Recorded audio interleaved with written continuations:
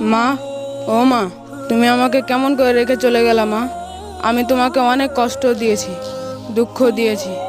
আমি তোমাকে অনেক অবহেলা করেছি মা।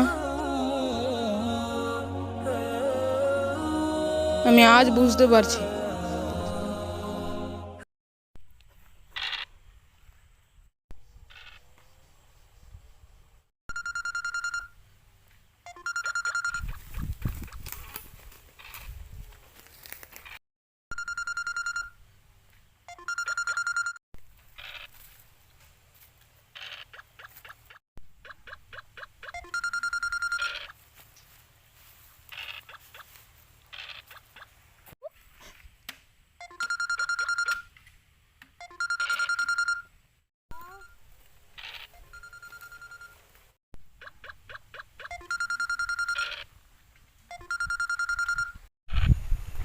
আরে ভাই ফোনটা উঠা, বারবার ফোন করছে।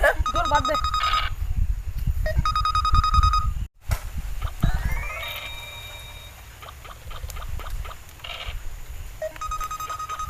আরে ভাই বারবার কল করছে তো, উঠা ফোনটা, কোনো যদি এমার্জেন্সি থাকে।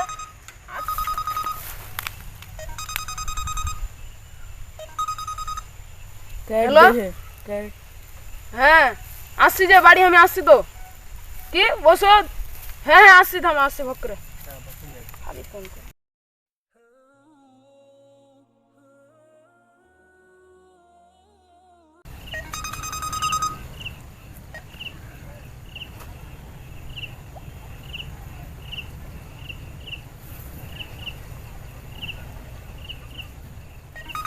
আরে ভাই ফোনটা তুল না।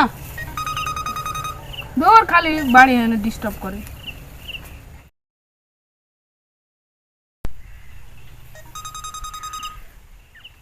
হ্যালো শাহিন, তোর মা মারা গেছে। ভাইজনকর জায়গা বেশ না এখানে, আমার মা মারা গেছে। সত্যি তোর মা মারা গেছে, বাড়ি চলাই তুই। যখন সন্ধে হলো মা, আমি আগে বুঝতে পারিনি যে মা চলে গেলে পৃথিবীটা একেবারে অন্ধকার। জানো মা, আমি আজকে সারা দিন থেকে না খেয়ে আছি। আমাকে কেউ একবারও বলে না যে খেয়ে যা বাবা। আমাকে কেউই ডাকে না। তুমি কেন নেই পাশে মা?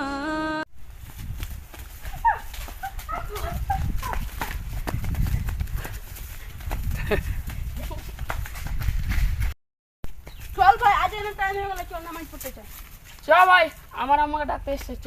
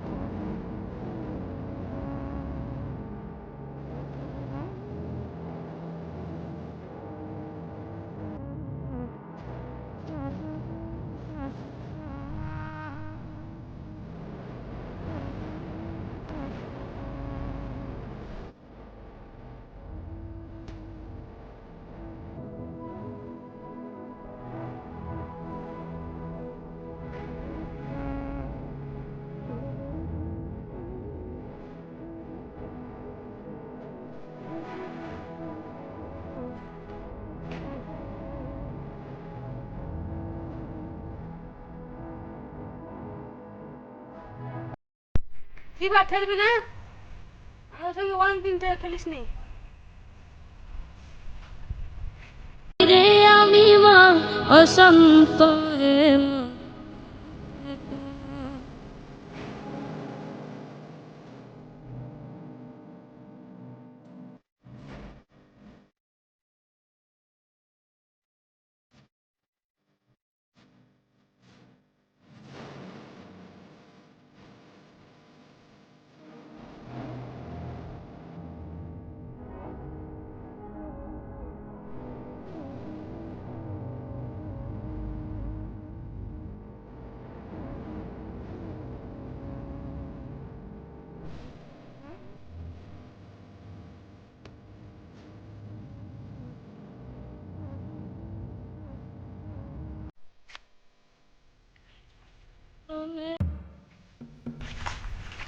কি রে ভাই, অনেক দিন থেকে তো আমাদের সাথে খেলিস না, দেখা হয় না।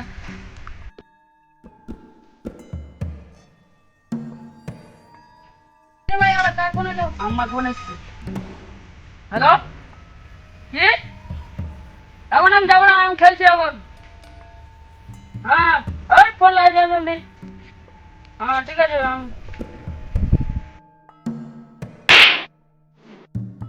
শুন ভাই, এই পৃথিবীটা কত স্বার্থপর, শুধু মাহারা সন্তানেরাই জানে, আর কেউ জানে না। তোদের খেলার শেষে যখন তোর মা তোদের ডাকতে আসে, প্রত্যেকটা মুহূর্তে তোদের খাবার জন্য ডাকে, তখন আমার মার কথা অনেক মনে পড়ে। আমার মাকে আমি অনেক কষ্ট দিয়েছি। আমার মার অবহেলার কারণে আমার মায়ের মৃত্যুর সময় আমি আমার মার পাশে থাকতে পারিনি। এর চেয়ে আর হতভাগ্য সন্তান পৃথিবীতে কে বা হতে পারে।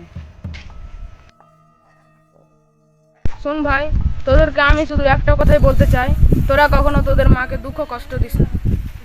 যখন সন্ধে হলো সাঙ্গ খেলা